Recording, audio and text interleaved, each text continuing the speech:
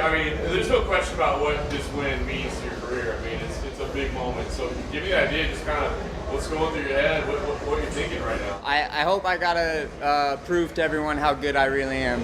I wasn't afraid to wrestle with him. I wasn't afraid to grapple with the world champion.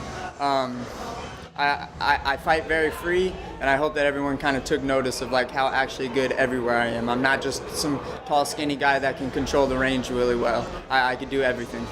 I know you have confidence in yourself and you believe it, but I mean, going on and putting on a performance like that against a proven guy, I mean, did you know 100%, like I can actually do this, or did even you kind of coming in and going, I mean, I think I'm this good, but I've seen this dude do this for a decade now? It's nice to live in your delusion. And sometimes maybe it's better to live in your delusion for a little bit until maybe it gets proven right. But no, I'm never sure about myself. I live in the real world. I have a very honest opinion about fighters and assessments about fighters and where I am and assessments about myself and what I'm good at and what I'm not good at. So did I know that I was that good? Yes. Did I know that I could put on a performance like that? Yes. But was I sure that it was going to go as smoothly? No. So what should come next for you? Because I mean, now people are going to say, look, you proved you can fight at the top, but does that mean this division's deep right now? So are you saying I need to be, at the very top right now, or do you feel like this is still an evolution process? No, I'm getting better every single day. Whenever the UFC wants to give me the belt, I said I'll take it. I know that we're living in the age of money fights and whatever it may be, however they're matchmaking. Whenever the UFC wants to give me the belt, I'll be able to take it. I think that everyone else in the bantamweight division is bringing the same thing every single fight. I'm someone that's different. I think Cejudo is very, very good, and I don't think anyone else in the bantamweight division is going to be able to beat him except for myself. Can you go to Brazil at all? You keep beating Brazil. What is your problem? I don't know. I kind of feel a little bad about that. They need to give me like a Canadian or an American or something. There are a lot of names in the bantamweight division who are currently, getting in there for a title shot. Do you think that, adding you to the mix, that now there's even more pressure on Henry to defend a 135 title first? I don't know what they're gonna do. I have no idea what they're gonna do, man. And after a fight, I try to relax my mind. I try not to focus on who I'm gonna fight next because that will just drive you mad when you have a month or two to relax your mind. So I'm not gonna think about it too much. I'm gonna put my agent on it. Like I said, whenever the UFC wants to give me the belt, I'll take it. You took a lot of risks in this fight, and I know pre-fight we spoke about just engagement, just sort of the knowledge of the from a coaching standpoint. Do you get some of that from him? Because we see him take a lot of risks in fights. I don't know that I get it from Gaethje. I was given the gift of having really good coaches, one of which being Christian Allen, who I look up to a lot. He's been my mentor, he's been my bigger brother my entire fight career. I've been with him since day one. And we believe in this philosophy of fighting free. I've had fights where I haven't been happy afterwards, even if I've gone and dominated, because I wasn't being myself. And I told myself I'm not being that way anymore. I'm creating my whatever fight I want to fight. I'm going to be free in there. If I make a mistake, I'm at the level where I'm not inadequate anywhere. So if I make a mistake, I'll fix it. I'm going to go out and fight free, and that's what people like to see too. They like to see someone go out and fight as free as that in such a tense, heated moment. Anything about Assuncao surprised you? Yeah, he was really hard to hit. I knew he was going to be really hard to hit. I think I said that in a couple of interviews with you, maybe James, but he was much harder to hit than I thought he was. When you talk about meditation, mindfulness, and drowning the pulses out of your head in the cage, when you were envisioning this fight, did it go how you expected? Were there moments when you were on the ground and you had to fight some voices back to get back in the position? No, I'm able to. There's only little voices that will pop up, and the quicker you can catch it, the quicker you can turn it off, the better. If you follow this voice down this rabbit hole, that's when you're losing minutes. That's when, I made a mistake.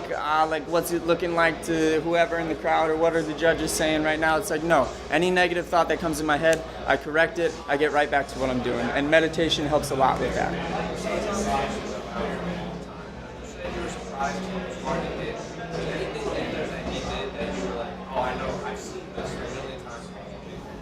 He was good at parrying. His guard was very good.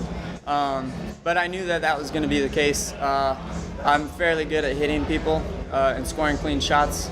And he was much harder than any other opponent I've probably ever faced.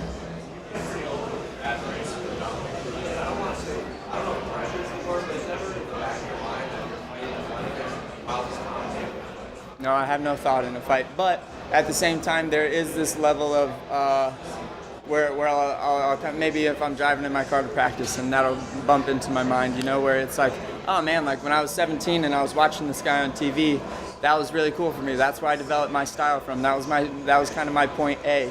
And to think that he's a competitor now is kind of cool, you know, but I don't want him to know that it's that cool because I don't want him to have a mental edge if we ever have to stand across from each other. Huh? Did you run this? No, I haven't seen him yet. It seems like you really got the mental aspects figured out. In a lot of ways, the brain is kind of the hardest thing. What was the last? I didn't hear the last part.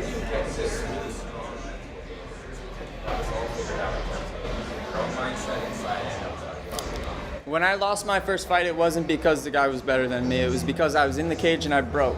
And I looked at myself in the mirror after that loss, and I looked myself in the eyes, and I was like, man, you punked out.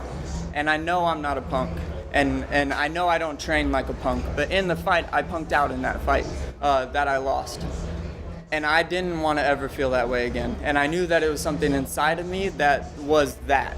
And it wasn't me because I knew that I was putting in the work. I knew that I wanted it. So I was like, man, well, what is that?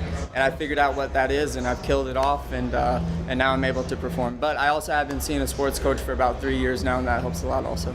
Also for me, you built this reputation as an all-action fighter, and you told me that you weren't expecting an exciting fight with Assuncao, but I actually thought there were a lot of really great exchanges. Were you surprised by how much action there was? No, I heard a couple people booing, and I was like, man, I think that we're being kind of active. I don't know what these people are booing for, but he was hard to hit, and I knew that. And fans just want to see people get their teeth knocked out and like noses get busted up like Perry's, you know. That's what they want to see. That's not what I bring to the table. I bring something where I'm an MMA fans fighter, you know. You got to kind of know what's going on in order to appreciate it, I think. So that's not going to be for everyone. Talk about your meditation, talk about talking to somebody. Are there any other exercises you do in terms of just practicing mindfulness that helps you when you are actually in competition or in those stressful situations? Yeah, a lot. I won't go into too many of them. One thing that I do in every single fight camp is every day I'll write down 3 things I'm grateful for, 3 goals of mine, and 3 things that I've given to the world, and I write down my mantra. So show love, be present, best mixed martial artist that the world's ever seen, one day at a time. Belt in 2020, and I'm worthy of it. How are you celebrating? I don't know. It's up to me and the fellas.